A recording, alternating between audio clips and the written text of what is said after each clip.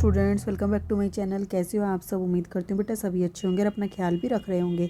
तो बेटा आज हम करने जा रहे हैं अपनी वर्कशीट नंबर 10, ठीक है, जो कि साइंस सब्जेक्ट की है बेटा। 7th क्लास के बच्चों के लिए 4 तारीख के इंग्लिश मीडियम में। हिंदी मीडियम की बेटा अपलोड हो चुकी है, आप चैनल से जाके चेक कर सकते हो। आज हमारा टॉपिक रहेगा फोटोसिंथेसिस, ठीक है। तो फोटोसिंथेसिस क्या होता है, तो इससे पहले पढ़ेंगे बेटा हम ऑटोट्रोफिक न्यूट्रिशन क्या होता है। तो the mode of nutrition in which an organism prepares its own food is called autotrophic nutrition. For example green plants do autotrophic nutrition. तो बेटा ये हम लास्ट वर्कशीट में भी पढ़ चुके हैं कि जो मोड ऑफ न्यूट्रिशन है जिसमें क्या करते हैं ऑर्गेनिज्म यानी कि जीव अपना भोजन स्वयं बनाते हैं, ठीक है, वो प्रोसेस क्या कहलाती है? ऑटोट्रोफिक न्यूट्रिशन कहलाती है। और ऐसा कौन करता है? ग्रीन प्लांट्स करते हैं, यानी कि हरे पेड़ पौधे ऐसा काम करते हैं, ठीक है। But how they do so, but ये ऐसा कैसे करते हैं, किस प्रकार ये कर पाते हैं, ठीक है। तो leaves are the food factories of plant. तो जो पत्तियाँ होती है बेटा पौधों की, वो क्या है? फूड फैक्ट्री बोला जाता है। जैसे हमारे घरों में किचन होती है, इसी तरीके से वहाँ पर फूड फैक्ट्रीज होती है। The synthesis of food in plants occur in leaves.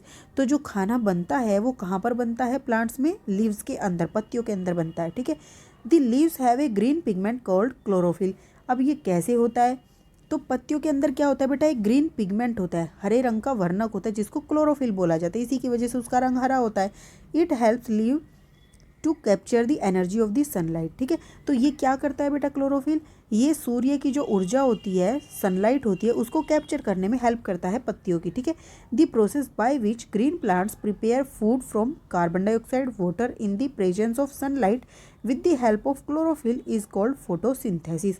तो ये प्रोसेस कहलाती है फोटोसिंथेसिस। कौन सी?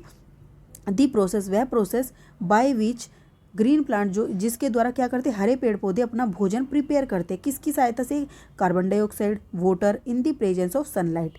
तो सनलाइट की उपस्थिति में कार्बन डाइऑक्साइड और जल का प्रयोग करके ग्रीन प्लांट्स अपना भोजन बनाते हैं, ठीक है, with the help of chlorophyll. Chlorophyll का हेल्प क्या थी बेटा? कि वो क्या करती है? सनलाइट को कैप्चर कर लेती है, ठीक है। तो ये प्रोसेस क्या कहलाती है? फोटोसिंथेसिस, ठीक है। अब बेटा कार्बन डाइऑक्साइड कहाँ से आती है? तो carbon dioxide from air is taken in through the tiny pores present on the surface of the leaves. तो अब जो कार्बन डाइऑक्साइड होती है बेटा, देखो आप यहाँ से समझो, देखो यहाँ पे बताया आपको, ये पूरा प्लांट है बेटा, यहाँ से वो क्या ले रहा है? सनलाइट जा रही है, यहाँ पर वो कैप्चर कर रही है क्लोरोफिल जो इसके अंदर प्रेजेंट है, और यहीं से ही क्या जा रही है? वायुमंडल से, एनवायरनमेंट से बेटा कार्बन डाइऑक्साइड अंदर जा रही है, और जो बनकर प्रोडक्ट आता है वो ऑक्सीजन बाहर आती है, ठीक है। अब इसके अंदर क्लोरोफिल होता है, ये आपको बताया गया है पत्तियों के अंदर। और जो वाटर और मिनरल्स होते हैं बेटा, वो होते हैं जड़ों के द्वारा पत्तियों तक जाते हैं, पत्तियों के हर भाग तक जाते हैं, ठीक है। ये मिट्टी से क्या करती है? जड़ें अवशोषित करती हैं, ओके।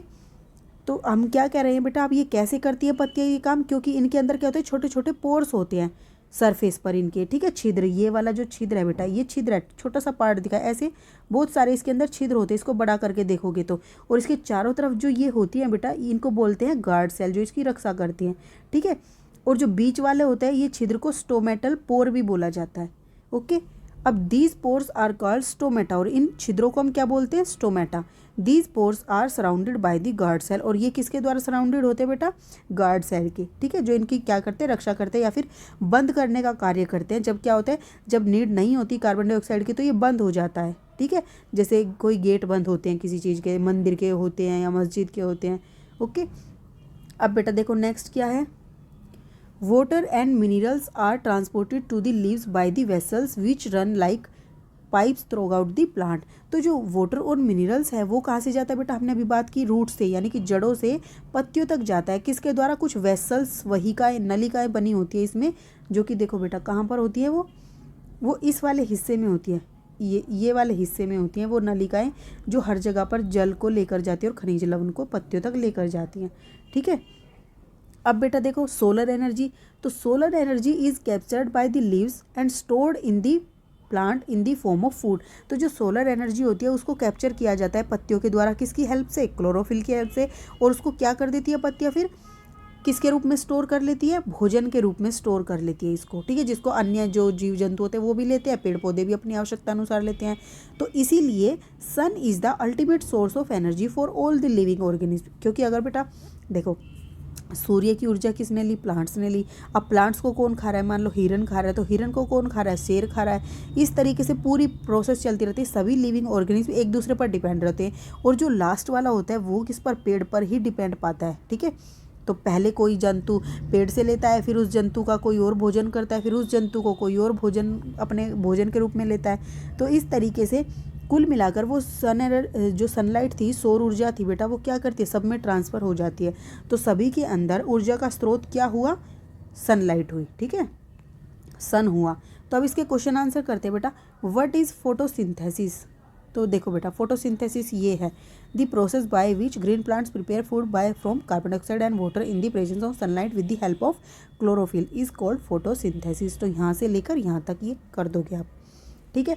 अब सेकंड क्वेश्चन क्या है बेटा कि व्हाट आर स्टोमेटा। तो स्टोमेटा क्या है बेटा, देखो the tiny pores present on the surface of the leaves, these pores are called stomata. तो यहाँ से लेकर यहाँ तक आप इसको लिख दोगे और ये डायग्राम बना दोगे, ठीक है, अगर आता है तो आपको।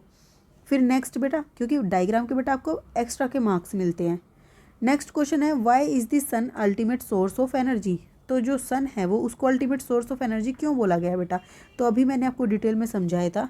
तो लिखोगे कैसे बेटा इसको, तो देखो इसको लिखोगे प्लांट्स कैप्चर द सनलाइट, ठीक है, sunlight and convert it into the chemical energy. तो ये क्या करते हैं, सनलाइट को कैप्चर करते हैं और इसको कन्वर्ट कर देते हैं केमिकल एनर्जी में, यानी कि फूड में परिवर्तित कर देते हैं।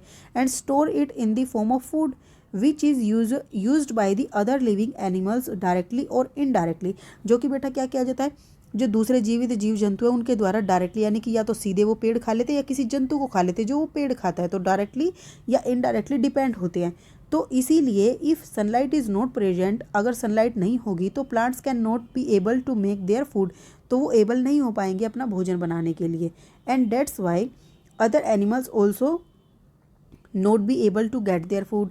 और इसी कारण से क्या होगा, फिर जो दूसरे जानवर है वो भी अपना भोजन नहीं ले पाएंगे जब पेड़ ही नहीं बना पाएंगे। तो that's why sun is the ultimate source of energy, इसलिए सन को क्या बोला गया, अल्टीमेट सोर्स ऑफ एनर्जी बोला गया है, ठीक है। थोड़ा सा बड़ा क्वेश्चन है, बट चाहो तो आप इसमें से 2-3 लाइनें काट देना बेटा, ऊपर ऊपर वाली लाइनें लिख देना 2, ठीक है। नेक्स्ट है बेटा लीव्स आर दी फूड, क्या है बेटा, फूड की फैक्ट्रीज हैं, ठीक है। तो क्या लिखोगे, leaves are the food factories of plant. तो ये थी बेटा आपकी आज की वर्कशीट, उम्मीद करती हूँ आपको अच्छे से समझ आई होगी। फिर भी कोई डाउट हो तो कमेंट बॉक्स में पूछ लेना। इस वीडियो में बेटा इतने ही, अपना नेक्स्ट टॉपिक हम अपनी नेक्स्ट वीडियो में करेंगे। तब तक के लिए ऐसे हंसते रहिए, मुस्कुराते रहिए, पढ़ते रहिए और आगे बढ़ते रहिए। Thank you.